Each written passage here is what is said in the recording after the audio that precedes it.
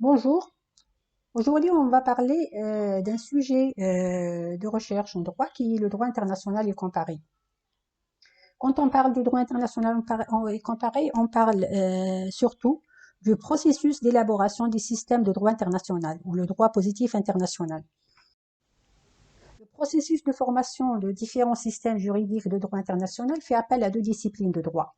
Le droit international, précisément le droit international privé et le droit comparé. Et il en résulte de l'interaction entre ces deux disciplines, droit comparé et droit international, une multitude de disciplines juridiques internationales. On a donné là quelques exemples, comme le droit international social, le droit international pénal ou encore le droit international de la mer et d'autres, et qui relevaient auparavant du droit interne exclusivement, et qui, suite à cette interaction, forment aujourd'hui une grande partie de l'ordre juridique international.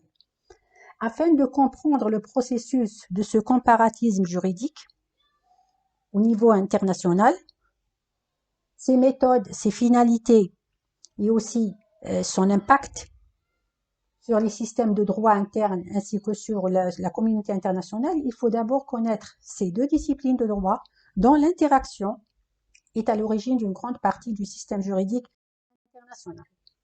Dans ce cours, on va partager le cours en deux grandes parties. On va parler, la première partie, on va la consacrer au droit international, on va une bref présentation. Et la deuxième partie, on va parler du droit comparé. La notion même du droit international renvoie à un ensemble de règles et institutions créées par les sujets du droit international eux-mêmes, c'est-à-dire les États, pour régir leurs relations mutuelles. Ces relations sont basées sur le principe de réciprocité qui implique que les États ayant ratifié les instruments juridiques, conventions, traités, accords ou autres, s'engagent à les mettre en application dans leurs relations réciproques et leur accorder une suprématie par rapport à leur législation nationale. Là, il faut préciser que il y a certaines organisations internationales qui reçoivent, qui créent des règles ou qui mettent qui élaborent des conventions ou des systèmes juridiques d'une façon, si vous voulez, indirecte par ces organisations dans la limite des compétences expresses qui leur sont transférées par les États. Là, on cite l'organisation la plus connue, c'est l'ONU, ou aussi l'organisation continentale, l'Union européenne. Là, on parle de l'organisation aussi, on va citer l'Organisation de l'aviation civile internationale, l'OACI, ou l'Organisation mondiale de la santé, OMS. Ces organisations-là élaborent des règles juridiques qui sont contraignantes pour les États membres. Ça veut dire que ces membres de, du communauté internationale qui sont autres que les États, qui sont des organisations, ils agissent selon un mandat qui leur est donné par les États membres. Pour la branche du droit international, il est constitué de deux branches. On a le droit international public, qui est un ensemble de règles de droit nées de la volonté commune des États, dont la finalité est de gérer les relations entre les États et autres sujets de droit international. On a dit comme les organisations internationales, c'est-à-dire entre les membres de la communauté internationale. La fonction principale du droit international public est de préserver la paix et la sécurité dans le monde à travers l'organisation des relations de coopération entre les États dans différents domaines. Ça veut dire l'organisation des relations entre les États dans un cadre pacifique.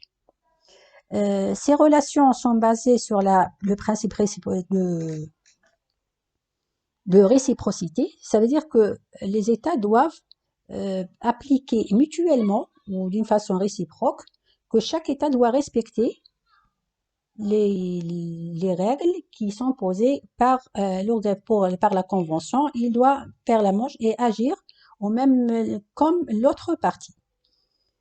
Pour le droit international privé, c'est l'ensemble des règles qui régissent les relations entre les ressortissants des États sur les territoires réciproques de ces derniers.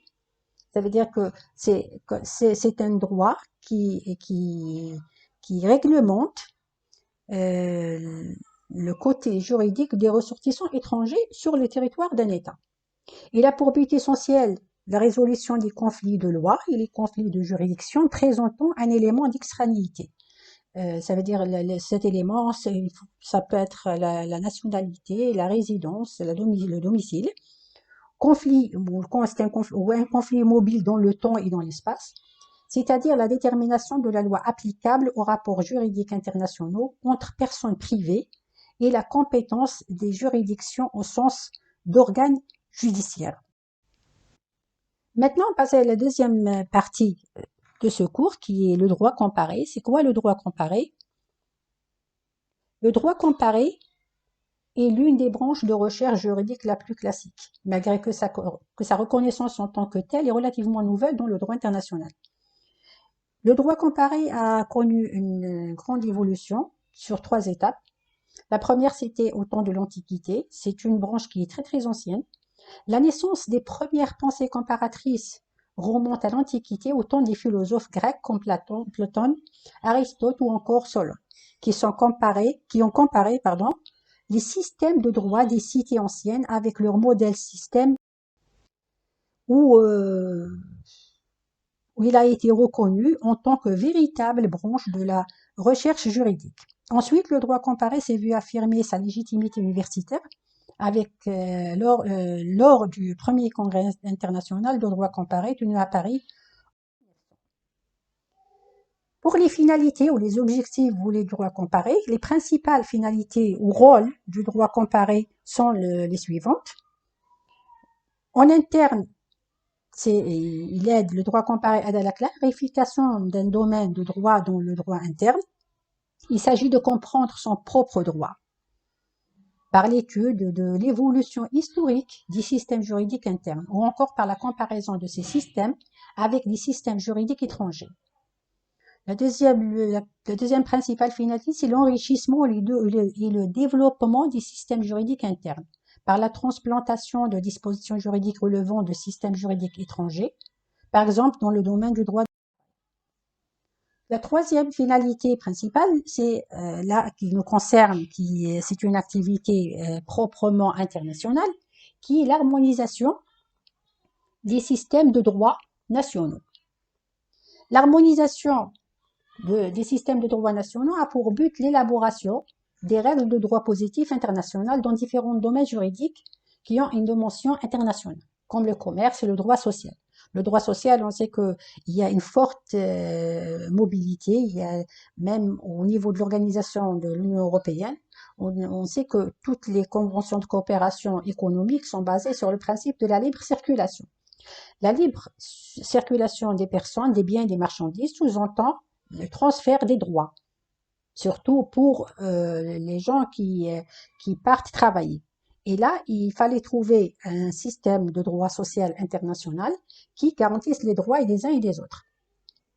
Cette fonction, la fonction d'harmonisation des systèmes de droits nationaux pour créer des systèmes internationaux, est confiée aux organisations internationales mondiales, continentales et régionales. Par exemple, dans le domaine du droit social, les règles ou normes du droit social international sont élaborées par l'Organisation internationale du travail au niveau mondial et par l'Union européenne et Communauté économique européenne et la Communauté économique des États africains de l'Ouest au niveau continental et au niveau régional par les organisations de coopération régionale comme l'Union arabe, l'UMA.